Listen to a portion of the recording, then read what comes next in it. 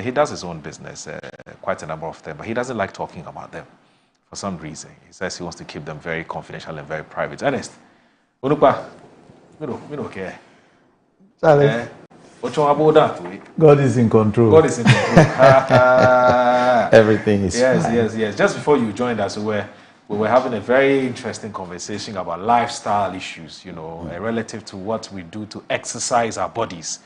And I was just telling Wanda Madilo that my observations may be wrong, but it appears that we're not taking swimming as a form of exercise very seriously. We prefer to jog, run, do brisk walking and so on and so forth. And he was just telling me that, yeah, it is because some people have fear for water, what is termed as aquaphobia, and so on and so forth. And he was telling me how important it is to learn how to swim.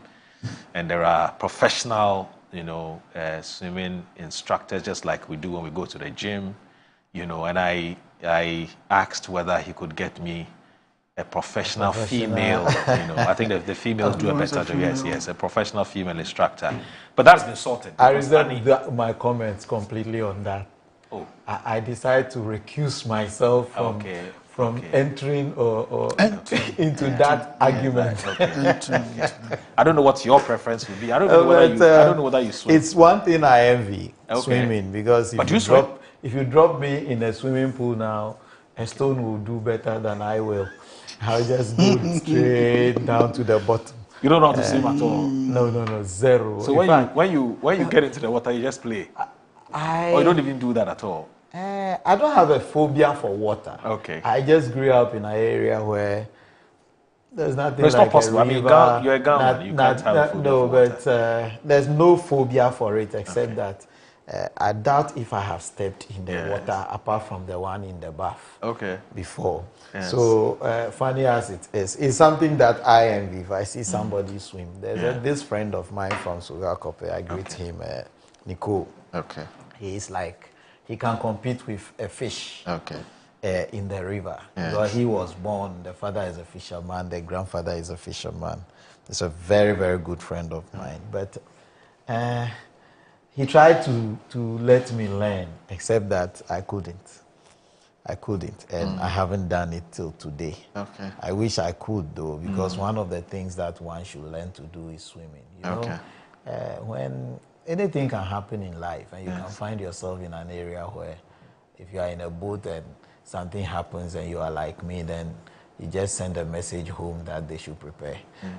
But just in the situation where something happens and you know how to at least manage yourself in the water is good. So one day I went to AH Hotel and told the instructor that I want to learn how to... You mean AH Hotel? East Legon? Hotel, yes. East Legon, yes. Our own AH Hotel. And there's a fine gentleman there who is a swimming instructor. Okay. We did everything. He put a schedule to it, and I've never had time to go there. So it's something that is good. And swimming, I hear, is one of the best exercises. Because it exercises your hands, your legs. If I've been giving all the lecture on it, except that I wasn't privileged enough to be one of the elites who know how to swim. In Ghana, I think a lot of people are like me. Yeah. And any recommendation to do so, I think is a good one. It's a fair one. We are all jogging, we are walking in the morning, like you said. People are exercising and all that. But because swimming, you need a special equipment, which is either a pool or a river or the sea to learn it. Just last week, I went for a funeral at Adan. Okay. And when the funeral was going, I decided to get to the seashore just to have some fresh air. And, at Daketa and those places, you have somebody's house is almost in the river. So you see these kids, he was holding his food, he gets down, runs into the sea. I was like... easily. Oh, kids. That's where he's lived. He was born there, bred there. That's where he eats and all that. The father is a fisher. So they know how to do it. And if you have the opportunity... The sea is his friend, If you have and they believe that the sea doesn't take them away. Okay. They cannot drown in the sea. I see. Because when you are born, you are taken to the riverside or the seaside and you are dedicated. Something happens because they believe that the sea shouldn't take you away, sort of. So there's those things are there, but most of us who grew up here and didn't get too close to the seashore have never had the opportunity. So when people hear that, oh, your grandmother is from here, but you fear the sea so much. And you know, I have siblings who, when I was in Kumasi, one of my siblings brought the son. It's funny, but it's true. It's a fact. The son came to visit me in Kumasi.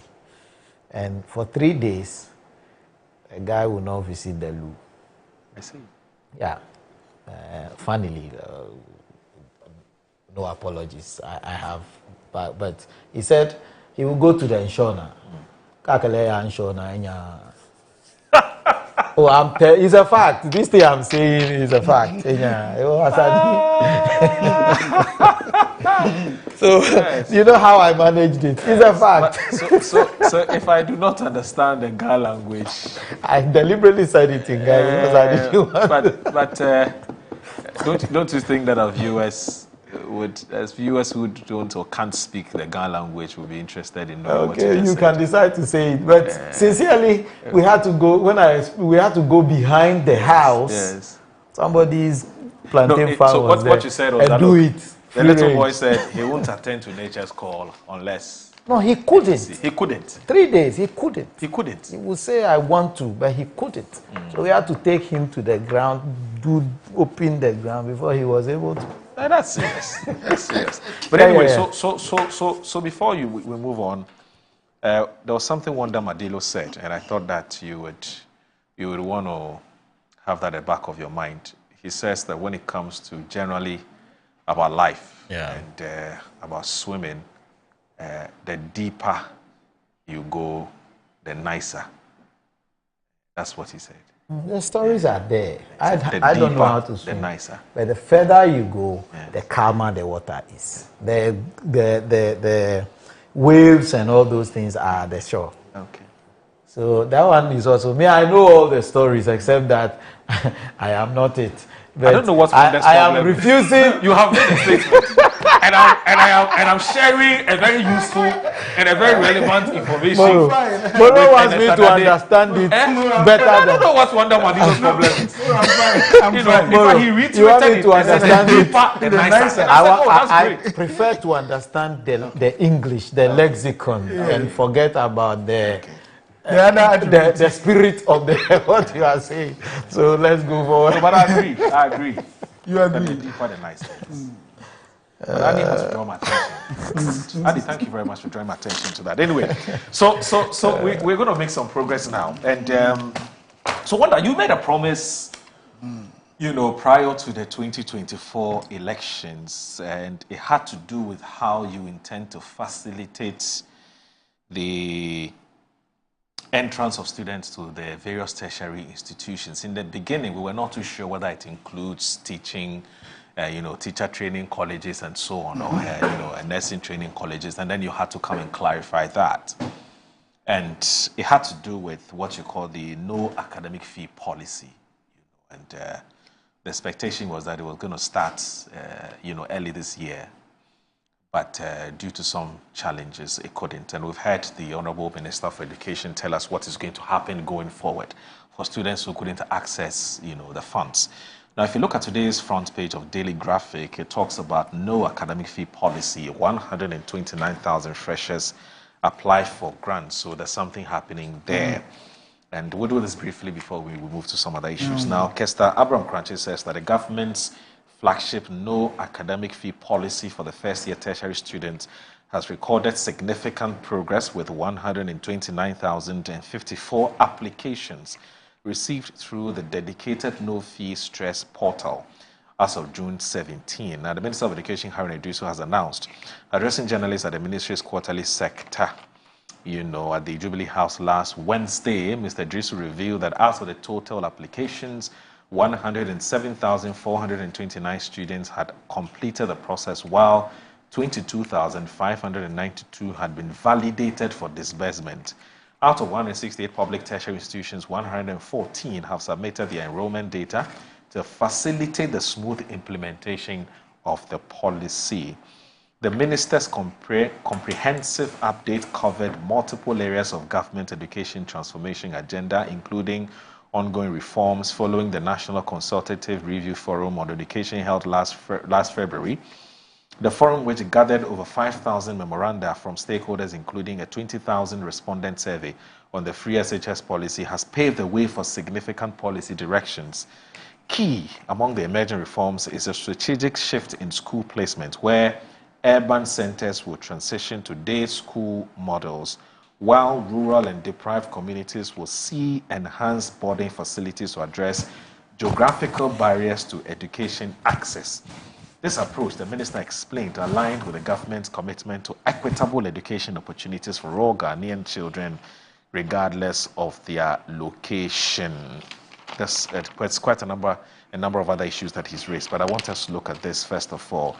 So, I mean, somebody who's been very passionate about welfare of students, who've been in the student activism space for a very long time.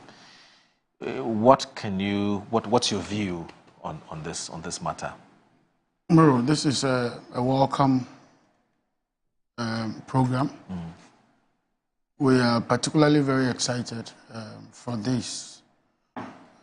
I talk from the background that as an individual, just, as Ghanaian, and having love for education, every now and then we pay school fees for students who are in need of fees. And sometimes it gets worrying, the level of need and gap required for some of these people to make it to the university, or what you call the tertiary environment. I have always maintained that it's better to have an educated populace, even if not employed, than to have one that is not educated and still not employed. Education offers all of us the right platform, the right footing, and the right foundation to explore other opportunities in life. Whether you're a footballer, you are a mechanic, or you are a turtle driver, or whatever you are, a fisherman or a fishmonger, education any day for you will put you at a better pedestal than those without. And it's in the spirit of that that the NDC, in opposition when we were campaigning to be in government, introduced what we call, in fact, there have been a lot of reforms we had proposed to do when in government. And I read from the NDC, Resetting Ghana Manifesto, paragraph 79, talks about we will implement a no academic fee policy for first-year students in all public tertiary institutions, including universities, colleges of education, and nursing training colleges. You also recall that some of these schools have been upgraded to awarding diplomas and degrees, and for that matter are no longer the teacher training college we used to have then. Many of them have been upgraded to degree awarding institutions and diploma awarding institutions, and so they now all fall within the tertiary classification environment. We also promise that we'll provide continuing students with financial assistance by introducing and deploying our student loan trust fund, plus a reformed scholarship regime. So beyond even the issue of the academic user fee support for the first year entrant is also the enhancement of the student loan trust fund and all other funding opportunities like scholarship and all that. There are a couple of institutions that award scholarships in this country. You talk about Get Fund, you talk about the Scholarship Secretariat itself, even GMPC Foundation does some, GPHA does some, and it's been listed all over the place. And sometimes you find one person having to receive scholarship from Get Fund, the same person's name is on GMPC Foundation, the same person's name is on Scholarship Secretariat. We think that one of the ways to resolve that is to harmonize the works of all of this. If GMPC is giving out scholarship, you should do that in tandem with all the others. If Scholarship Secretariat is giving, you should do it in tandem with Get Fund, so that you can have a more harmonious way of awarding scholarship than some people benefiting more than the others. We also promise to provide free tertiary education to all persons with disability. That is also on course. One of the challenges we have had in our space as a government is that those who are physically challenged tend to have a lot of challenges, going forward. I remember when we were in the first year, 1997 in Precedent, we had one of our own that was using a wheelchair. I remember very well that his class, because of his condition, he had to be in that class from year 1 to year 3 throughout the period until we didn't have the, what you call, the disability access. And so they kept him in one class. That forced the whole class to be in one particular classroom until he finished the year. Those are things that bottlenecks we should remove to help the disabled, to be, we call them physically, challenged, not disabled, to attain. Yeah, in fact, I was just about to draw attention to it. Yeah. I'm one of those people who has a challenge with that nomenclature, which people say disability. Because the fact that somebody is physically challenged doesn't mean the person is disabled. So I would prefer physically challenged rather than disabled. So we also talked about providing allowances, student loans, scholarships, and other funding options for teachers and for nurses. So there's a more what I'm trying to say is that there's a more holistic approach to education under the NDC than you see elsewhere. Why? Because we believe that education becomes or is the fulcrum around which everything else revolves. So this policy, which is to support first-year students, is actually an incentive. After you have gone through the free SHS system, many of them, because they don't have money, still become uneducated. You see, education is such that you go to school today, if after 10 years you're no longer in school and you're not reading anything, you're not sharpening your brain, it's as if you are one of the ones that were never educated. Yeah. And so we believe that from the free SHS program, after your third year, you should transition into the university environment, where you can acquire better skills for your own personal development and your livelihood. And so this will take care of all students that are entering the university for the first year. Right. And it is to support them as a government, also to help them to come to terms with the university environment. Many people finish secondary school, and if the records the NPP told us that some 5 million, even though we discovered that it was only 3-point-something million people who benefited from the free SHS, all went through the university system, how beautiful it would have been like. So indeed, a whole program is required in that regard. We are also engaging in the housing for all as part of our campaign promise that we want to give facility to all students to be on campus at least, because these days you find a lot of hostels in town occupied by university students, around universities. We think that that is also not helping their educational development and career. So government also has a program to upgrade or to add more hostel facilities on campus so students can benefit from that. So it's a welcome call. We're excited that we have gotten to this point where we can now put a breather on university education. People can have access without let, not because they have somebody in government or they have a family that can support them. Government is willing to support all of these facets of our educational program so that we can all benefit from the goodies of education. I think that any day education will play a critical role in this regard. We also call on the MPP to join us in some of these calls. These are calls that borders on the future of our country. It has nothing to do with the NDC or the MPP. It has a lot to do with the future of our country, a lot to do with our development agenda, a lot to do with our growth as a country, a lot to do even improving our economy.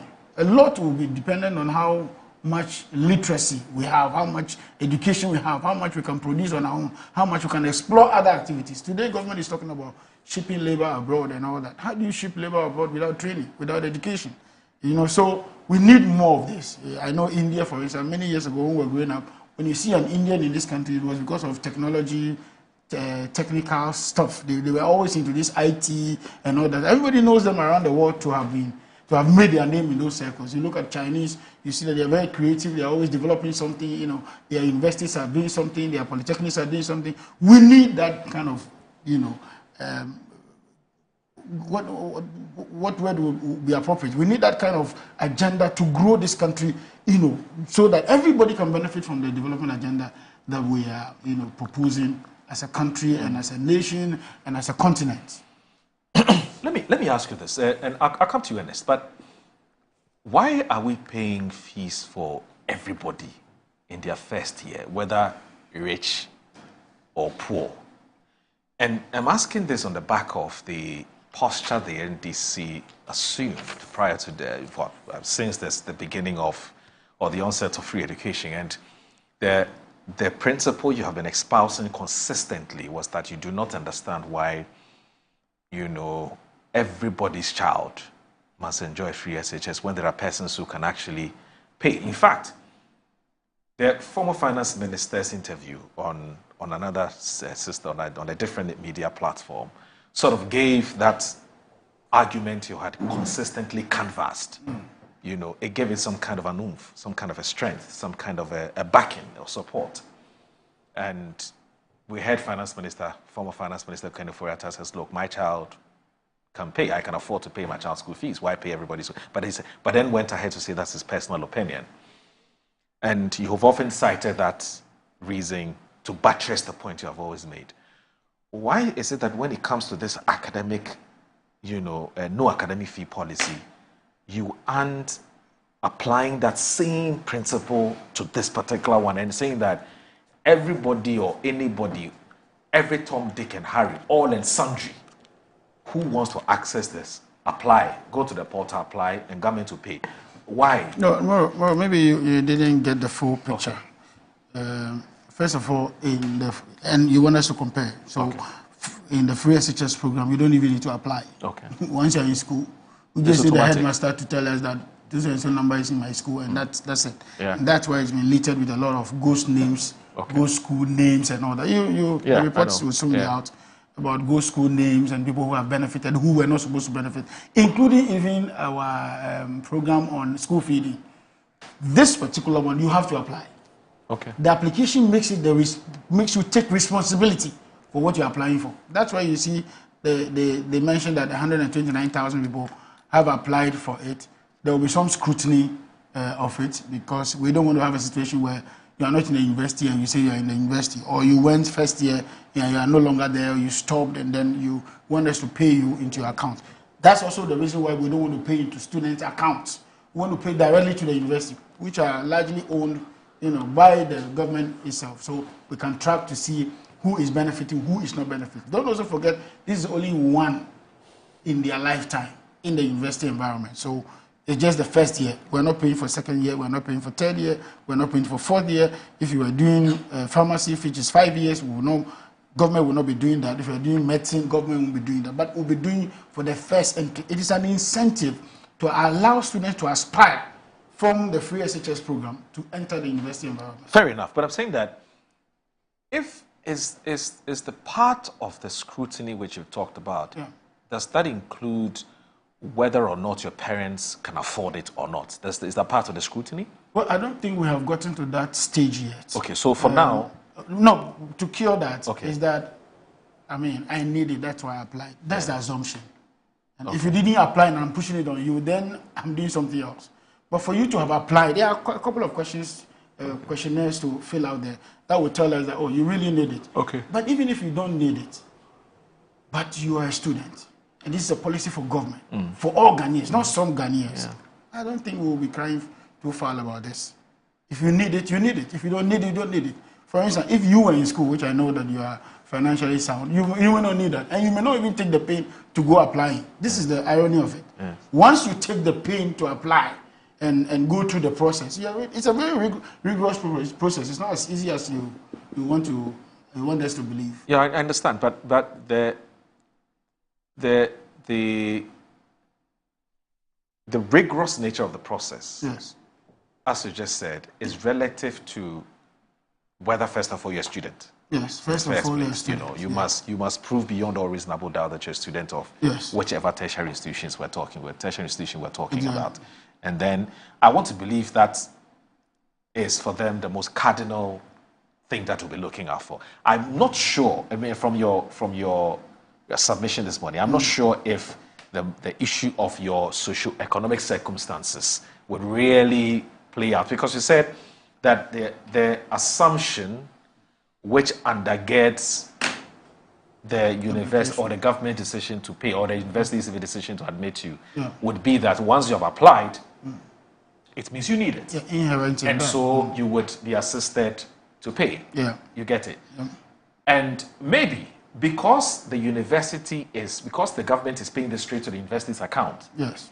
If my child is there and I pay my child's university, unless of course, I don't know how the system works now, whether the child is given the fees to go and pay, or the parent will pay straight into the child's, into the university's account, in order to avoid instances where children will take their university fees and go and chop and so on and come back and tell all kinds of, CMB stories.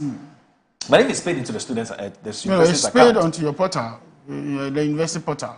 Oh, no, I'm not talking about the government one. I'm talking about parents. Parents. Do parents pay straight into the university Well, by account? the time you get into university, you're no longer a kid. You can do that yourself. So because during that time, I was given the money physically, and I went to Ghana Commercial Bank and largely, paid. that's what happens. Okay. Largely, that's what parents give So money. what it means is that if your parents pay and the governments pay, that will be double. Yeah, but the parents are aware that the government is paying. So But how do you know if the parents are aware that their children have actually applied for this? Well, or maybe on the form, there's a place where you're supposed to.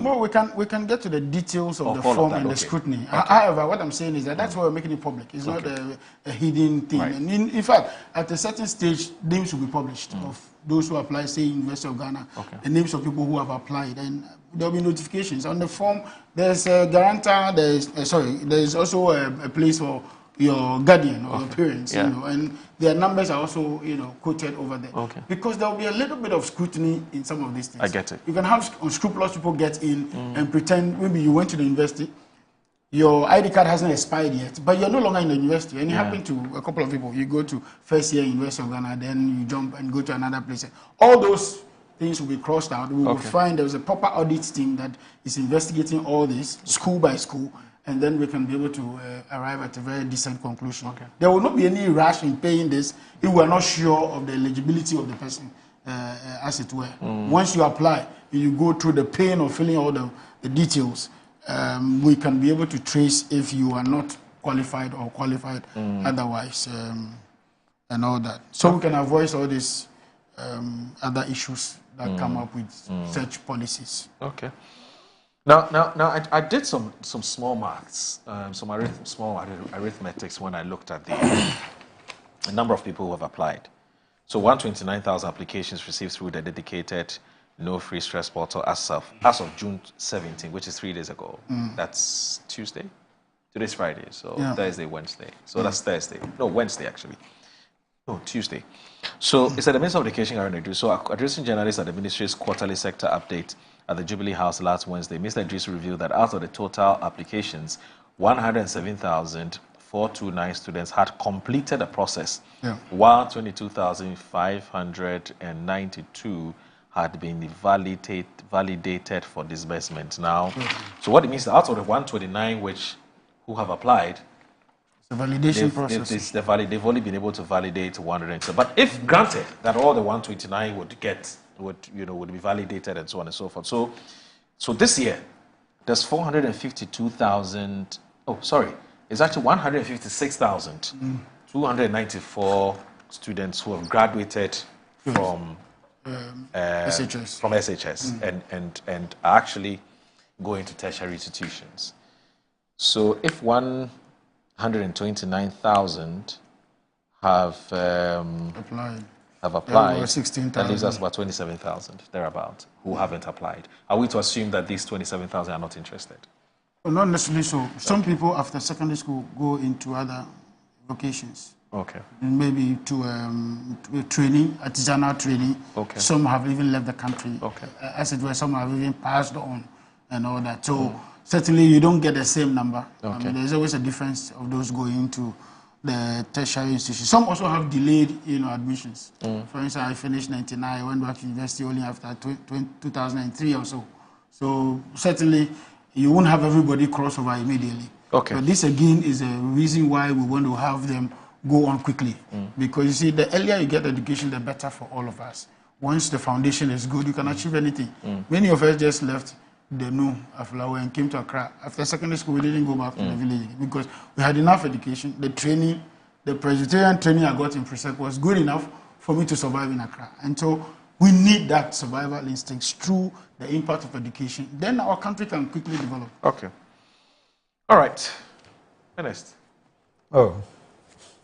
you have a child at any of the tertiary institutions? Or not The yet? universities. Yes. Yes, my girl is still in the okay. university. Oh, okay. First year, second year, third year? No, she's in her final year. Final year. She's almost done. I think she's finishing her papers today and tomorrow. Oh.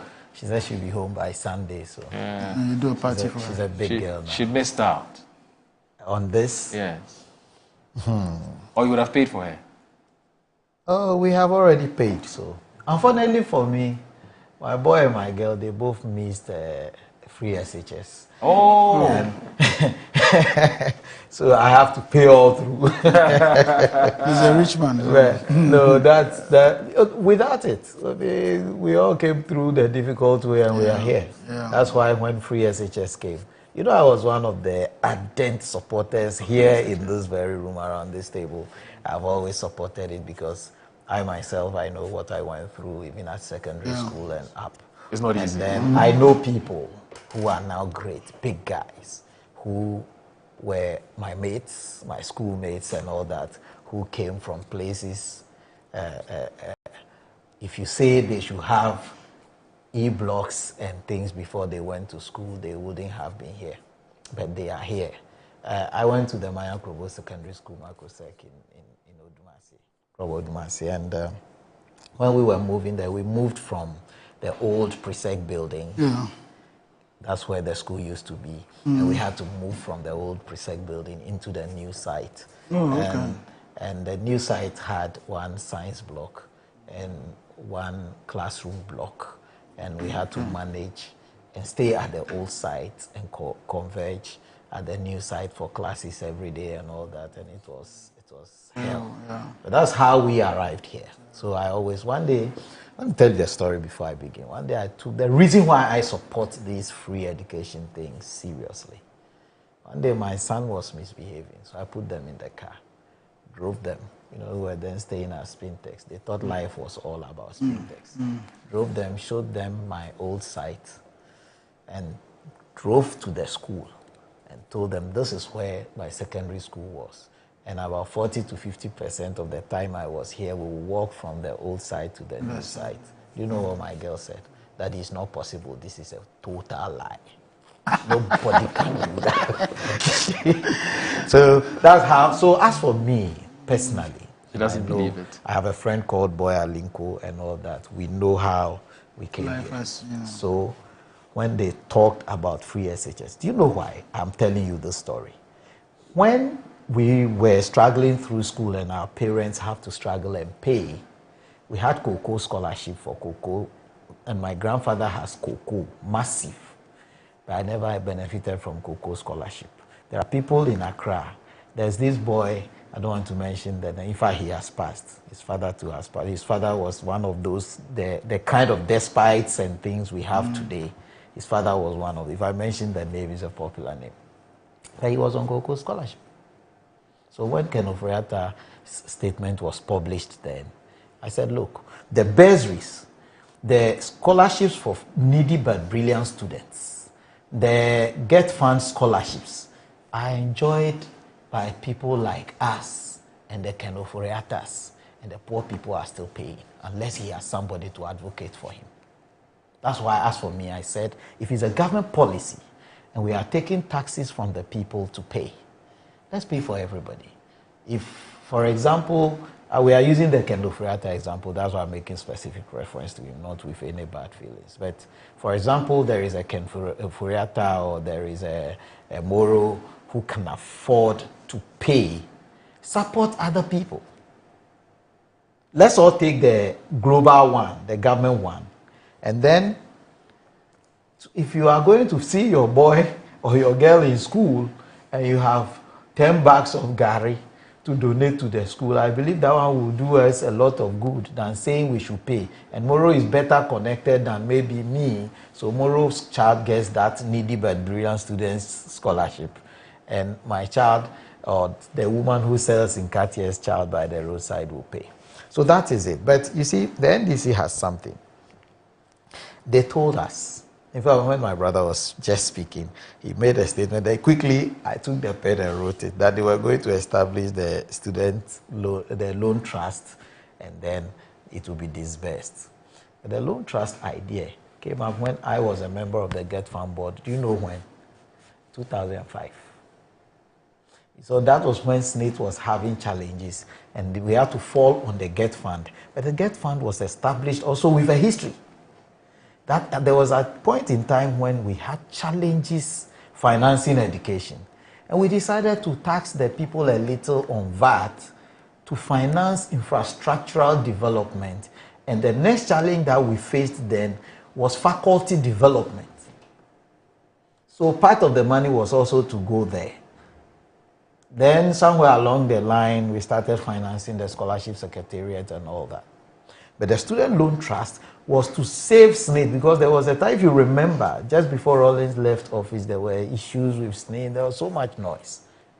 And then the Get Fund came. And if we didn't take care, the Get Fund was going to lose its focus on infrastructural development, and then we begin to almost direct all the money into SNIT. Because when I was a board member, we were supporting SNIT, and we had to support the scholarship secretariat. In fact, it is done up to today and all that. So that's where we said then the money should go to a body on its own, like the Student Loan Trust was established later, to finance these things, just to decouple the student financing from the infrastructural development bit of the fund. So that's how it started. The main object is to finance the students' program. So this NDC first year scholarship thing, or how do you call it? It's called the no academic hassle. Yes. Shouldn't have come in at all if we implemented this student loan trust thing properly. Shouldn't have been there. Because this student loan trust was supposed to be financed with monies from the Get Fund, monies from individual donations, government intervention, government subvention of the program and all that. So all these things were supposed to go and pay. So I go there, I qualify to enter the university, I apply, go to the university, the money is paid. I get some stipends for my cocoa, my school fees is cleared and all that. So if we implemented it according to the law, the act that established it, there would have been no hassle at all. Before I interrogate what you're just saying, let me get some clarity here. Wonder, is this first year fee that we're paying, is it free? Or it's a loan? It's a loan. No, it's free. Oh. It's free. You see, let me just say, this is not to take away your point. Yes. We do agree that there is a student loan trust fund. Yes. You know the challenges with the student loan trust fund. At least before the MPP left power, we had them in arrears for a couple of 1-2 years. Yes. And that was a challenge. Number two, it is a loan, and so not everybody has access to it. Number two, it doesn't come in when they are entering the university. You would have to do some time in school before you apply and all that. So we do expect that there are some inherent challenges. And until you become a student, you can't even benefit from that. Student, as in you have crossed at least one semester before you start talking about student loan transfer, by which time the student has already struggled to enter or not to have entered at all. So this policy is actually to encourage them, one, two, also to support them, because it is not only fees they pay when they go to the university in first entry. They would have paid the academic user fee, domestic user fee. They would have paid tuition. This particular one, my understanding is to take care of the academic facility user fee. Exactly. Not RFUF, because the residential facility that doesn't cover. No, I'm just saying that there are many other things to pay. Yes. It's not only getting admission and walking into school. I agree. You would have prepared to go to school. And some of these preparations, these things comes to support. Yeah. So if this is paid for you on the university portal already, whatever your parents are giving you can be used to buy maybe your shopping, a few things, your books and all that, then go to school. Okay. And don't forget, they will also have to pay, those of them not in the university domestic environment, will also have to fund their hostel fees and all that. How much is hostel in the likes of TF and all the others? They're quite expensive. So, I mean, you've answered my question, which is this is free. So, there's the point. It is serving a different purpose from the Students' Loan Trust. So, what I'm saying is, here we're looking at sustainability, right? Yeah. So we have the free SHS, which is standing. And if you are talking about serving a different purpose, then the NDC shouldn't have even been thinking in this direction. You know, they are the people who attack the free SHS the most in terms of financing, in terms of saying it has challenges and all the things. Or I can tell you on authority, it's 5 months now they've been in power, right? But we are now trying to fine-tune the process of getting this hassle-free student loan or student support to the students. Between that time and now, the universities have been running and students have to pay the same hustle they have to go through. And we will be here. I like telling you, you know my position, I told you so. We'll be here 5 years, so and so, down the line. The government begins to find it difficult to ensure that this money gets to the universities in time. And then students will still begin to hustle students who have just entered, and parents will have to begin to look for money to provide support and all that. So sustainability is a question. The other option, which applies all over the world, except a few countries, is that make money available. Whenever I need it, wherever I need it to go to school, I must be able to access it and then educate myself. So that if you have people like the reference I just gave you in our secondary school days, you should be able to access government support. And then in future, when you begin to work, when you begin to do whatever, you pay back. We realized that the arrangement under the SNIT system did not meet all these. And the SNIT system, what was even required 3 serious guarantors about it was the guarantor system. Very so we difficult proposed that. In fact, the MPP proposed that. All we needed, because now we have identification for the people, so wherever Moro goes, his Ghana card follows him, his number follows him. One day, Moro begins to work, and his Ghana card number will still be active. So just like you have the US national security number, the same thing. Let's do the same thing. Take your Ghana card, go, access the loan. So from the day I got admission into the university, or when I started planning to go into the university, my results and everything are ready, let me walk to any of the designated places and apply. These monies are paid to me as a loan. Okay. And that one, don't you think that is more sustainable than we waiting for government to continue the freebies? Now we have the burden of the free SHS, which they have been crying about already, and we are praying is sustainable. Then you come back, and we have added year 1 of the university. But I'm also going to wait, because I think Clementa Park said a different thing about this student loan thing, and the minister has said a different thing. So the minister and his deputy had slightly different opinions as to how it's going to be implemented. So you see that when you ask whether, the Honorable Haruna said freeness or otherwise, the freeness or otherwise, because Clementa Park granted an interview, and he was saying that it will be paid for. Yes, he said something on it was on NEET FM or something one evening. So what I'm saying is, let's see. If we get it for free, government can raise the money, that should be fine. But let us look at it from this angle. Look, we are going to support first-year students. We are going to support persons with disability.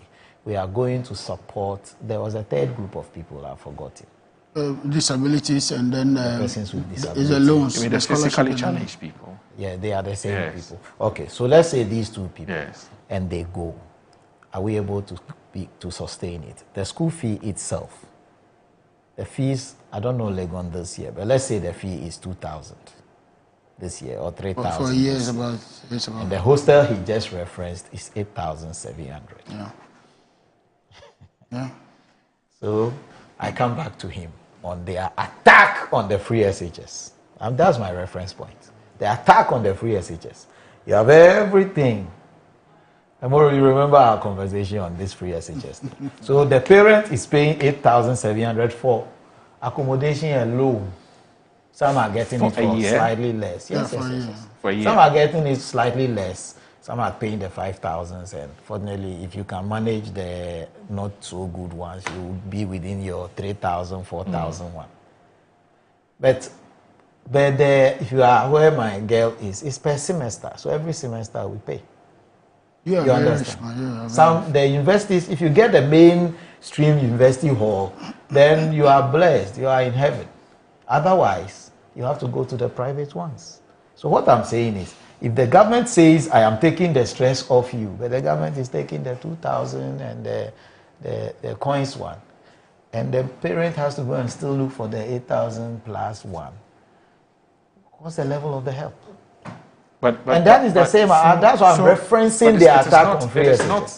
It is not. The fact parents will now provide food and provide the learning materials and everything. There's a rare and non-rare residents. That's what I'm saying. This one, you kept saying that this is for AFUF. That's what they told us. Yes. The RFUF, which is the residential facility user fee, will be paid for.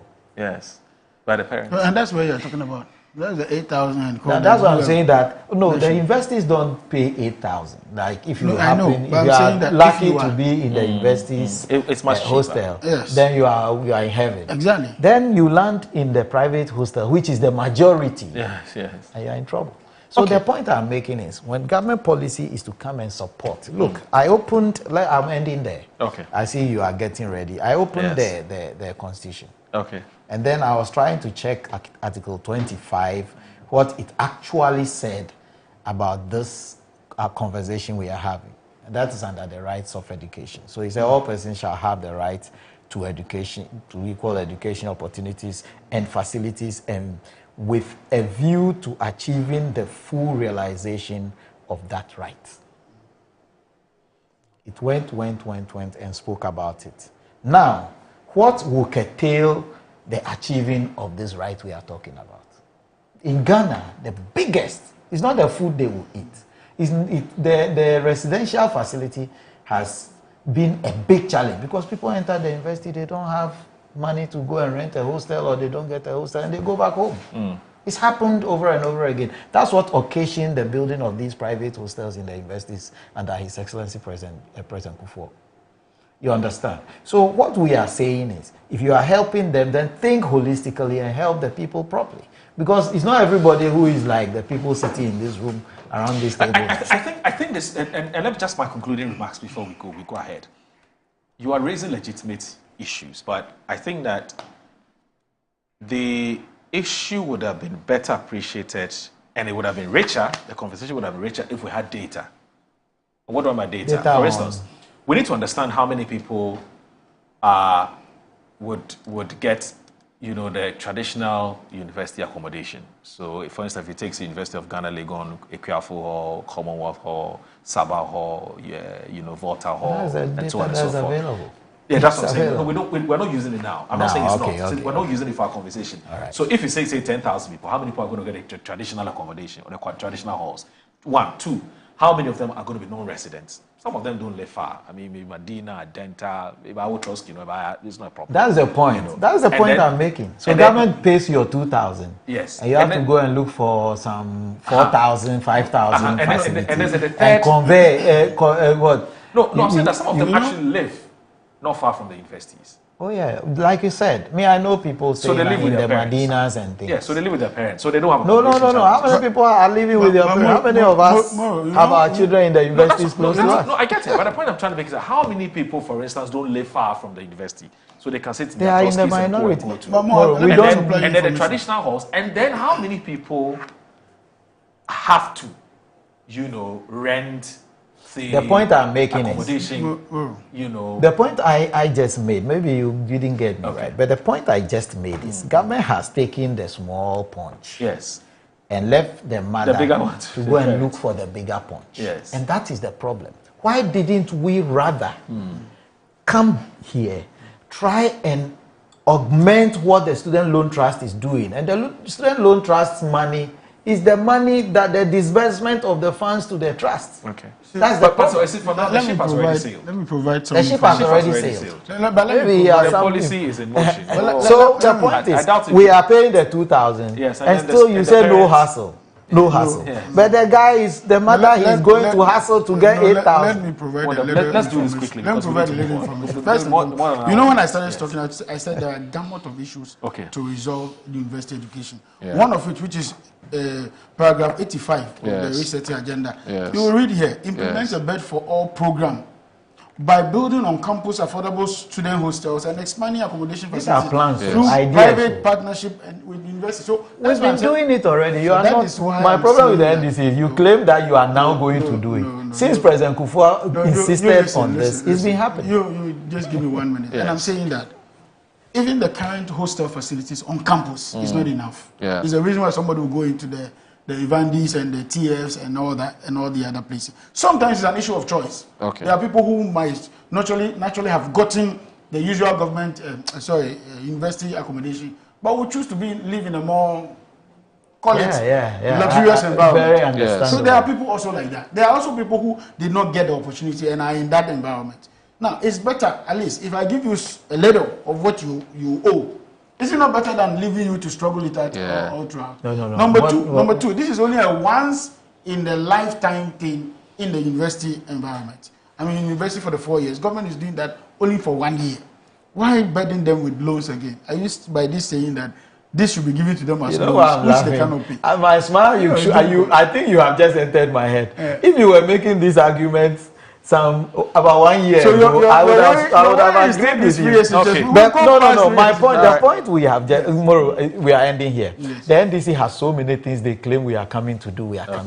This thing you are saying you are coming to do through the private sector has been implemented since 2004. Okay. It's done. I'm saying that the private sector is already building hostels and these things.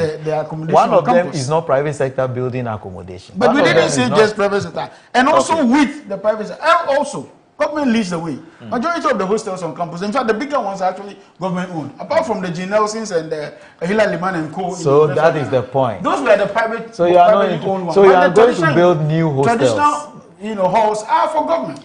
And government is saying that we should do more of that. He is changing the narrative. But until I will repeat this till I leave here. And let me repeat it for the last time. You are taking the small punch, 2,000, but that is what government said they can afford. That's what government can afford. And you know so the previous government could not afford what? You did not afford chicken and rice from Kempinski. No, you were sharing. But that's what you told us. You were sharing rice. Let's move on. Let's go forward. I think by now Ghanaians have seen that after the comment from His Excellency the President on the bomb that was thrown from Israel landing at the Jubilee House. You still want to have this debate? No, that's the debate I want to have now. After the President made that comment, Ghanaians became convinced that what we were telling them was the truth. What you were telling them was the lie. You made the country bankrupt. We haven't run this country bankrupt. It appears that the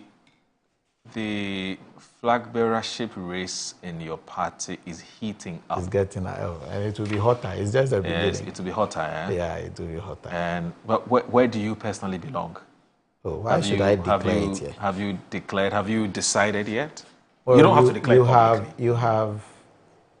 You've thrown something, but it's against my position personally. Okay. To let us, especially people who are seen to be leading members of the party, declaring a position for one of the candidates. If you are not necessarily working directly for one candidate, then I don't believe you should stand, like you should be seen to be standing with one. This is my position. MPP, I keep saying, and I've said it here several times, NDC did not win 2024 election. The MPP threw it at them for free. We dashed it to them. Just because some members of the party made certain decisions that affected the thinking, the understanding, the very being of some of our members. So the people who did not show up at the polling station, I told you about the guy I went to pick to go and vote. And he told me he won't go.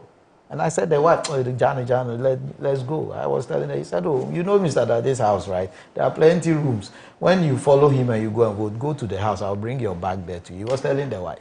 The reason being that there are people within the party who are hardcore MPP people who are disgruntled.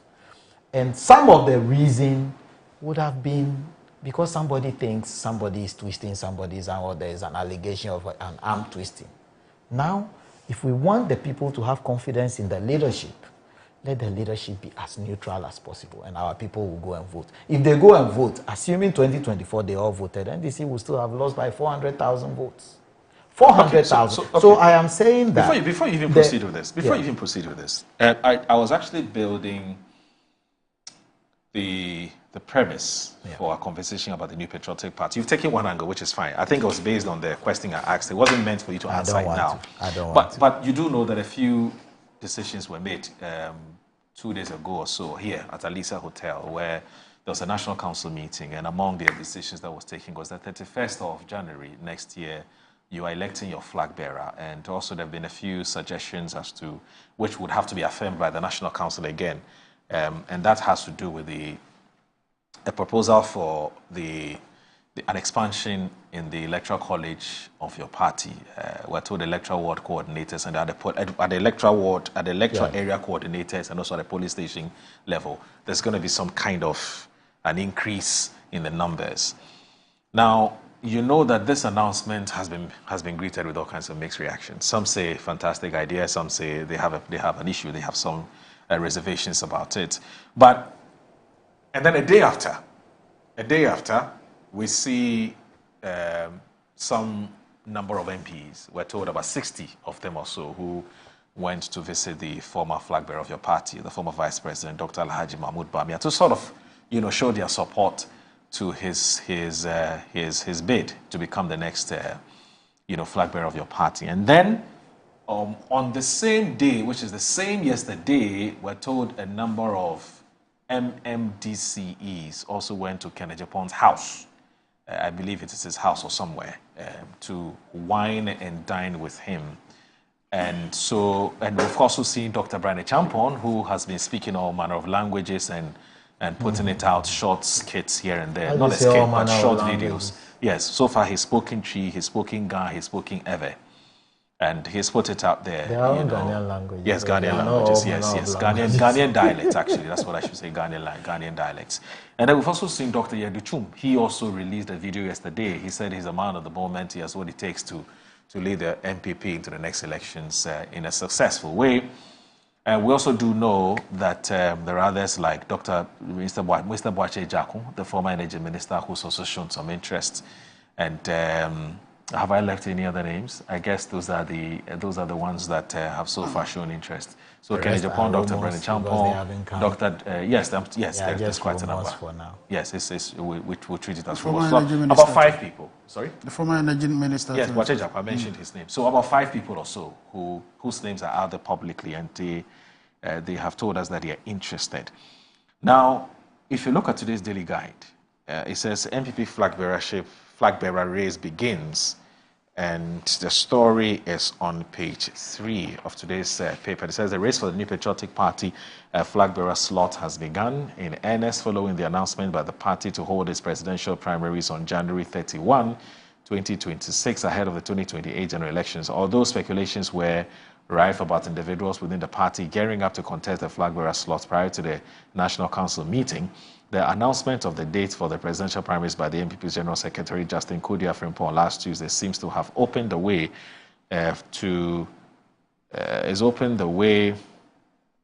for some members to declare their intentions to contest. A number of potential candidates have so far, either hinted of their interest in vying for the flag bearership slot of the NPP or publicly stepped their foot, forward. And so among the contenders for the slot is former Vice President Dr.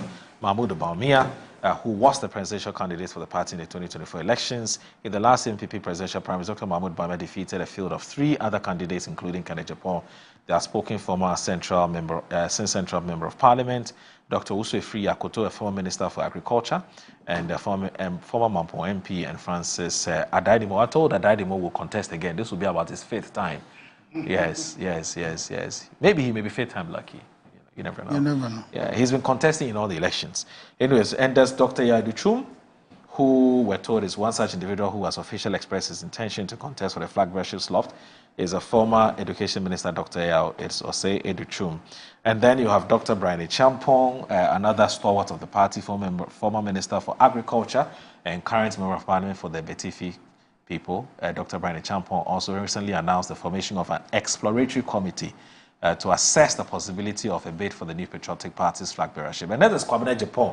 That's the chap whose name I had forgotten. That's Kwabena Eje Japan, who is a former general secretary of the party and a former presidential aspirant. Kwabena Eje Japan. Delegate, you forgot to add the fact that he was a former press secretary to the president, the former president Kufuor. That's a very important, attribute that he doesn't want. He would always ask us to add to his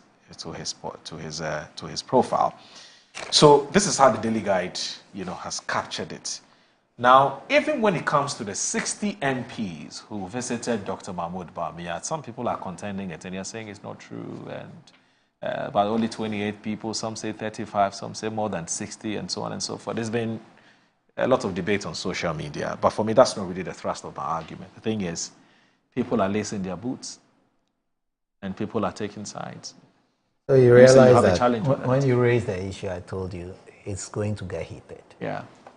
I am expecting that, and nothing. You know, a few more people who are interested who have. I have heard names. Okay. But anybody can say, "I will go. I will contest." I thought you were going to. But Adani must contest. Thank you for the respect and honor. Adani, you must contest. You must contest. The people like Adani, he has contested all them. People like Adani, Odike, they might have their own reasons. Yeah, Abonyeto wants to contest. Yeah, they might have their own reasons, so you can't begrudge them. I heard you mentioned Kwabena Eje Japan. Yes, I heard that he was also going to come. I don't know how true it is, but the names that are within the public domain are those ones you have mentioned. But look, you see, you started with the expansion of the Electoral College, and what I'm thinking is, if everything goes as we are following now, there is not likely the expansion of the Electoral College will affect the current Flagbearership choice. No, there's one level where we're told the ward coordinators will increase from a certain number to a certain number. We are adding 2 to the polling station. Yes. We don't have ward, we have polling stations. No, you have electoral area coordinators. Then the electoral area coordinators, we are changing it from electoral area coordinators to committees. We have 1 coordinator per electoral area. Now we are putting 5 in an electoral area coordinating committee. Okay. So that they will have a function. So that's what I meant by the expansion. Not We are moving from 200 and something thousand to 600,000 plus. The aim is to expand the Electoral College. Yes. So that the so-called transportation and things, you might not be compelled to give somebody an airfare, right, and while somebody is getting trotro fare. So those things, I believe the expansion of the Electoral College is going to help. Some people suggested let everybody go. Then when NEC decided to include certain critical sections of our people, former MMDCs, former constituency executive, former MPs, and the current MP is almost is on it already, but those ones that are not on, so we are moving from 200,000+ to 600,000+, so that we'll have a bigger number, and that is very likely.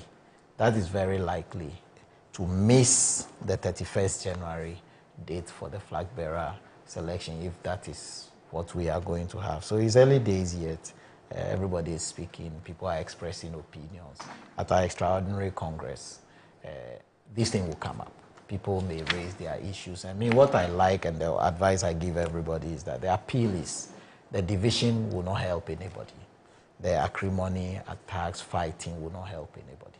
So let's all be patient. Whatever ideas we hold, let's go and gather at the Congress. And when we get to Legon and people bring their ideas and whatever NEC has proposed stands, because according to the Constitution, they have power to make this proposal. And if we agree, then we go by it. It shouldn't be because candidate A or candidate B says, I agree or doesn't agree. We are in a democracy. So if we discuss it and everybody believes that the 31st date is okay, why don't we go ahead and do it? I personally have a position against that, because if we are expanding, given what happened in 2024, if we are expanding, and that's for it to affect the current election, the current selection of the flag bearer, it would have helped us, because the aim of expanding the Electoral College is not just cosmetic. It's supposed to give people more confidence and bring more people on board so that they will have a sense of belonging. We should all believe that We have been critical in the party. A former MP has campaigned in the area. He has followers. There are people who will still go to his house and invite him for outdoorings and things. So the former MP, if we are bringing him on board, that's beautiful. If we are expanding, the work sometimes gets very difficult. I don't know, Moro hasn't done active party work before. But if you ask me and my brother, you will understand that when you get to elections, Charlie, is hot. Sometimes you need people to support with one thing or the other. And if you don't take care, it becomes difficult. So expand, I am for 100% for the expansion of the Electoral College, except that if we want to appease our followers and let them join the race and come and fight with us, fight not with blows, but the political activism that will bring us power in 2028, then we should follow and make sure that all these people are part of the process. So that's my candid opinion on this. But what's just before I come to Wanda Madilo, where do you stand on the ongoing debate as to whether the 31st January is a good idea or not? Where do you stand on this? The 31st January. Some say it's early, it's too early. Some say... For me, it's not too early. Okay. I wish we even did it earlier. But turning the thing upside down gives me some shivers, because if we use this method and still people feel that they've been left out, or some people feel that somebody has circumvented the process, even though I'm always issuing this caveat that the Constitution gives NEC the power to do what they did. It's Constitution. You mean the National Council? Yes. Not NEC necessarily, National Council. Yes, it gives the National Council the power to do what they did. So, but for me, if that is going to send down further division, then let's reconsider it. If that one is going to help and we all understand it, then let's go ahead, because the division didn't help us in 2024. Somebody said he will give showdown, somebody said I'll do this, and we played, we took it for granted. And let me tell you, it went down. Really? Oh yes, I told you, I am always on the ground. So I know what's happening on the ground. That thing had an effect, serious effect. Serious effect. We suspended some people. In fact, the day I heard that the suspension has been revoked unequivocally and unconditionally, I was happy, because I know people amongst those people, hardcore MPP people, but I don't believe they will go and vote. Them, their families, their friends, close associates may say, because you are fighting an day, I won't go and vote. Or because whatever. So whatever they did, they have granted amnesty to everybody. Bring everybody on board. Let's do something. It's a group, right? It's an association, the political party. We have given people the power to think for us. We voted for them to think for us. When they finish thinking for us, it is just good for them to come back and come and tell us that these are the thoughts that we have thought for you. And we will say, no, we didn't send you there to do this, or we sent you there to do this. Thank you for a good work done. And everybody is happy. Otherwise, if we ignore any opinion at this time, it can come back to come and haunt us, and that will not be good for us. So my appeal to our National Executive Council too is that let's be flexible and let's listen to the other side. Let's listen to everybody. Whoever will win no matter what. But the aggression it shouldn't be in-house. It should be towards Wanda. When I come here, the fire should be on Wanda. It shouldn't be on my brother MPP man, which will further divide us, and Wanda will get the election easier than he had before. So they are saying we will get 28%. I used to say that we beat them 1 million and we will kill them with some 2-3 million, but now they are in power. Okay. Yeah. All right. So Mr. Boache Jaku had some very grave concerns, and he's actually issued a statement. So we'll take a short break. When we come back, I'll read that statement to you, and I'll ask you whether you think that the concerns he's raising are, very legitimate. So you're watching Good Morning Ghana. Please stay with us.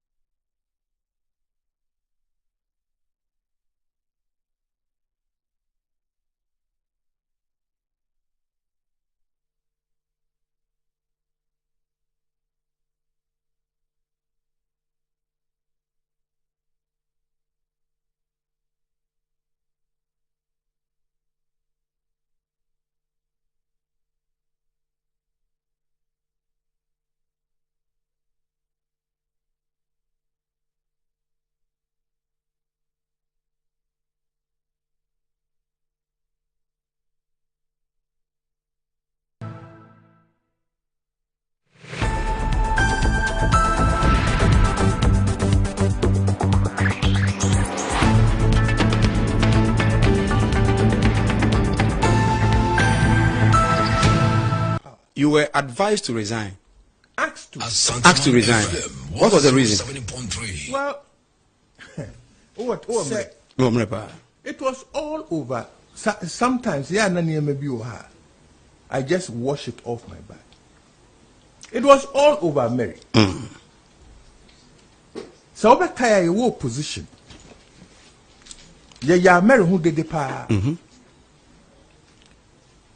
fact, not contract, and yet, say, you power. You bitch. Okay. Ghana 40, I say, only 2 million shares. You call your first early cabinet meetings. And a president, a my actual written instruction, cabinet instructions, so the cabinet secretary. Say, America, Yanko, ni Yankuchem. Timmy Frey, Attorney General's Department, Energy Commission, Ministry of Finance, one more stakeholders. You could transfer contract. There was a contract which you. American. Yachichiri and Seguyachi. Abuya Brayusun. For example, investment in 520 million. Uchamo penalties near dear with you 680 million. Who are now by 680 million. More than the investment of the Uchamo. No, Ucham, you know, 680 million. No more tasso equipment. Tucham, you be report to my cabinet. Then cabinet says, any among renegotiate. America, so no more can say they are willing to renegotiate. So, Obekaya Samren, so now Honorable K.T. Hammond, or the emotion of rescission. Parliament say America no be try and throw chire more parliament enti no more approval power purchase agreement enti one of FM 107.3 na sign na itwe eno da ho e ma ye free ye nyina eco parliamentary committee on mines and energy ye could be a dance. And no nanche. President Noati committee headed by lawyer Addison. Philip Addison. Philip Addison. Okay. And assisted by lawyer Vicky Bright. Say Yanko na ye Yanko ye renegotiation. Committee ayeti no wache jako menka ho. Committee na mko renegotiation no. Menka ho. Sector minister nka ho. Debi. Why? Papa, dear Otimuno, or rock or cower for a betty. Papa, or a president, and also a committee, and also one come. What did you go yesterday? You don't have that right. He is the president. Exactly. What in a committee of 18 men come. And almost I share what you must say. One of the instructions was that America nan kasa de me ani omunyi bibia yen twa wo mo sukra na mo a company called Metka omo na operating machines omo mo ani omunyi negotiations ya preso committee the year omo small selection say omo ko Dubai to start the negotiation. Omo koi Addison num di kan koi omo koi no first day there na aya basako yesresre second day na ase mood ni sesa third day na Arabs ni kan so mo free kromongo ti Addison friend me nam si bo mo mesene ko obi krom wonim de de beyo Asantman FM 107.3. And I'm so buy.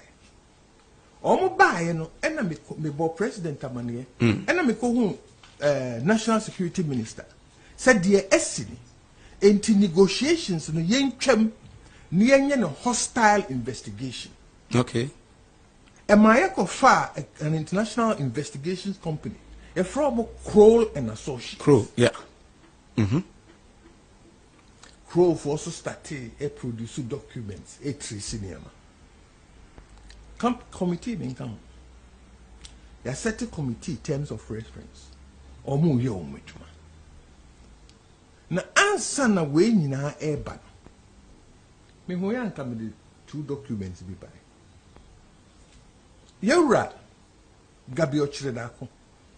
Ni Facebook. No a tro be bitin.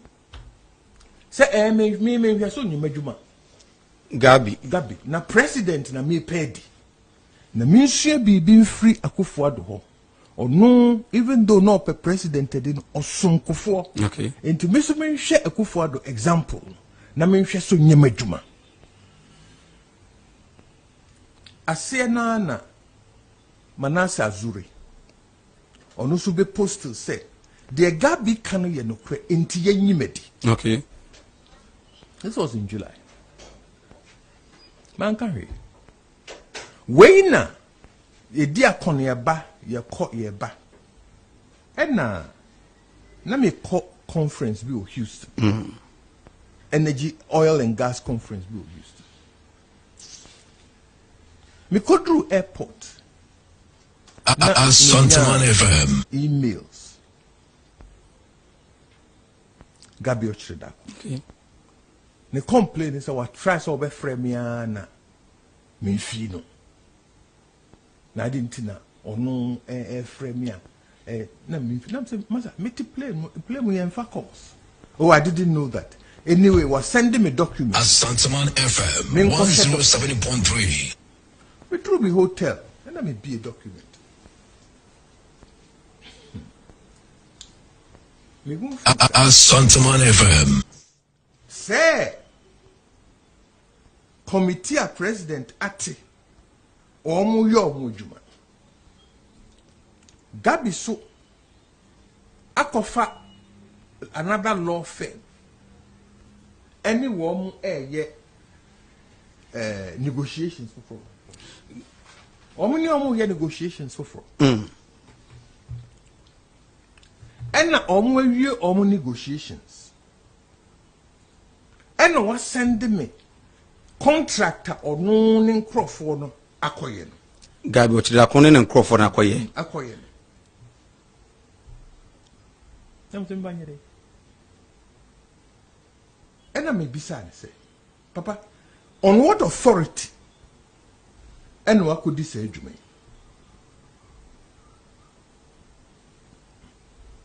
Because me minister, cabinet among instructions.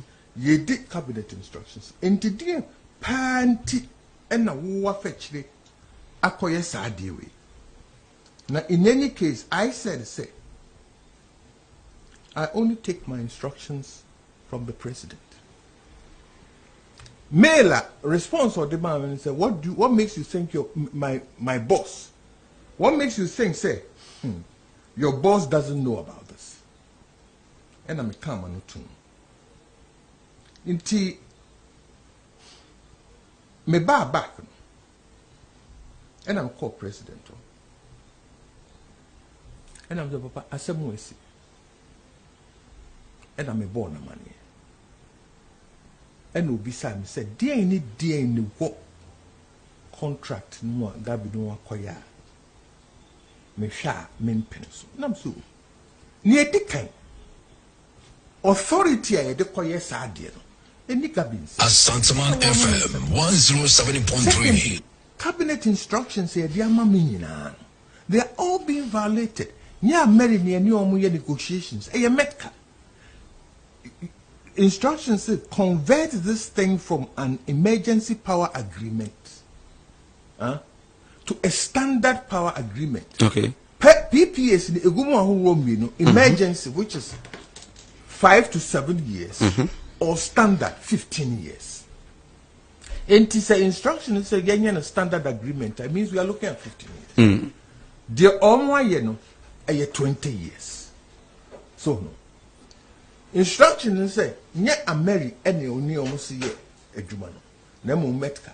But in this contract, Ameri for one say, Omo na ekope new investor amaye. And I'm saying that be tibichire mu no. President's response was okay. The odia bani nyina no memfa nkoma Addison in the committee. The Gabi Diabano. Memfa nkoma committee because omo na ye ho adwuma nyame. So now we initial correspondence with Gabi no na what was the reason? Well, seven am yes sector minister. And a Gabi ekuta position by. Well, any do hu na no abisa. Because post nyam na mche. I'm asking because per the occasion. On what authority has he done that? And when you know, oh, he just wants to help. Now say I'm so fine. President can't say me documentation in our committee or mu yeju. Me the command. Emails near again you me push him out. So no. Edna. Addison so mun. When Siabotre Edna netikopaye. Ene kikri ye ko ye ba ye koni. Edru baby no. Na I yire sebenta. Eno ntina meti ase dikudie ntia. Asantaman FM 107.3. Thank you money. Ye pam. Penny pa ewo Ghana. Eka chire won se committee enemy adwuma omo ye no president mfuaso. Okay. Nemo mia na me de mepe. I am acting on my own volition. Okay. Mia na me de mepe ye de omo ye. Nti mo mo fi me. Na unim nipa kra ne ni mudro a oka sa aseme oso mo ginedi. Enti no mo sound so by epa mo microphone fi. Na ye hoya. Modini say yes asem no ema wache a o ma no di na awia asem ne de no beba o ena asem ebre ben no beba asem bia enye bre ye ni honorable akra enye bre ye ni asem bia wo ne mre ene bia ye kan wan kan ne mre so a enye de wan kan bia cross so a entwa yi ibenya abutre so no ebayiri so ma pai but animu ha ya de sa na asem na koye committee na ye o madwuma edru baby no na yiri se benta ekwa nko because o munnim se de ye no enkusi aga tedru baby na mkobo president amane say look baby edru no ebi asa na ebiya no changes are you bet to me that penis. In fact, a true baby no. The metaphor no cry na Addison Yom. They walked out, they left the country. Okay. Why? Because not negotiations no and shut down yesa. They left the country. And you know Uncle Kasai no sign by. Omo buy you crem na parliamentary session no so eguso. The decision was baby I drew. So you to me make it progress. Asantaman FM 107.3. At the end of the day, baby I drew na air forcing in power purchase agreement. Okay. All right.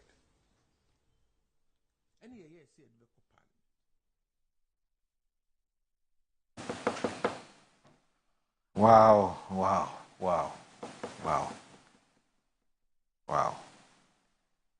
You know, governance is a very complex business. Politics is a very complex business. You know, interestingly, I haven't seen this video, and thanks to Annie, and I'm seeing this video for the first time. And what an expose, eh? What an expose. But that's the former energy minister, Boache Jakun. Bearing it all out. It's what we call it, is unhinged, eh? He's saying it all. Wow. Anyway, you know, he's one of those who is also lacing his boots to contest the MPP's Flagbearership race. But everything he said would maybe find some other, time to look at this, the issues that he's raised, but they're very, very, very revealing and also very, very interesting. You know, what we call power brokers in government. Wow. Anyway, so speaking about Chejako, there's one thing he said also in a statement that he issued in relation to in reaction to the MPP's NEC meeting or National Council meeting. It's one of the things that I want to bring to your attention. Ernest, I want to pick your thoughts briefly on this before I bring in Wanda Madilo. Now he says, if you understand campaigns very well, you will not elect a flag bearer at this time. There are 88,917 human settlements in Ghana, and so if you elect a flag bearer and expect them to campaign in all these communities, it will take them 10 years to achieve that. But if you have 210,000 executives from polling stations, they can successfully campaign in these communities within a week if 2 executives are assigned to each community. Okay? He says to reinforce his point, Ejaku asserted that since an individual cannot single-handedly secure an election victory for a party, this is why executives from the polling station level through to the regional and national are prioritized first. First and foremost, we sell the party to the people before the flag bearer even comes in. There's no way one person can win an election for any political party, and that is why we begin from the polling stations. So that's what he's saying. I don't know what you make of the arguments that he's been canvassing against the early Congress. Reiterated is fact. Okay. In my earlier submission, I mentioned that the work to win an election is not at the national level alone. The work is mainly at the polling station. So to quote the General Mosquito, he said the elections are won there at the polling station. He's always reiterating that. And that quote originally came from Dr. Aferijan, if you remember, during the court case in 2012. People accuse the Electoral Commission of doing. There's nothing whatsoever the Electoral Commissioner, as the NDC is always attacking her, can do if by the time they finish counting the polling station numbers and everybody has carried it, radio stations have sent it to their radio stations and TV stations have sent it to their various, how do you call yours? Some people say they are the election center. And Command Center headquarters. Well, we are the election central.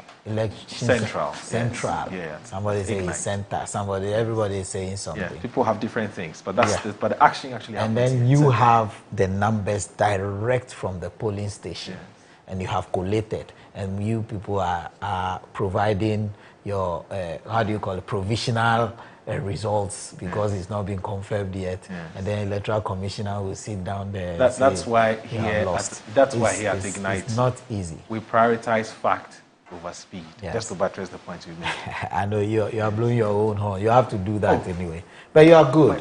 You are number one. That one I believe. You are number one. Has just endorsed that. Thank you. It's true. So the issue here is the polling station is necessary. The electoral committee, as we want to, the coordinating committee, as we want to do it, will come to augment the process.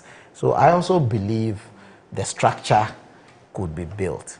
The national executives have been explaining why we must have the presidential candidates now. Okay. Look, I'm taking this also from His Excellency John Dramani Mahama. He campaigned for 2 years or so earlier, prior to the 2020 election. Yes. And he didn't do bad. That was the person who was beaten almost to death in 2016. And then by 2020, he had been able to recover so much grounds. And then he convinced himself that if I do more, I will get more. So now he went for a thank you tour. He came back for something else, listening tour. They kept touring. And by the time the actual election was beginning, they've covered so much grounds. So if, given the challenges we had in 2024 election, if we have a flag bearer earlier, our constitution says a minimum of 24 months before the election. So if that's 24 months, then we are looking at December 2026. And if anybody thinks like me, I believe one of the reasons why we performed badly also was because in the 2024 election, we elected our flag bearer a little too late. It came up, it kept coming up, and we could have maybe done some more damage than we did in 2024. So his proposal is okay. The power does not lie in his mouth alone. His idea is good. Other people have some fantastic ideas. Let us all go and converge. And then whatever comes out of that meeting will be what is democratically accepted. And then we will live by that and work for that. All right. Wanda, would you like to chop your house matter? If you listen to Atamils.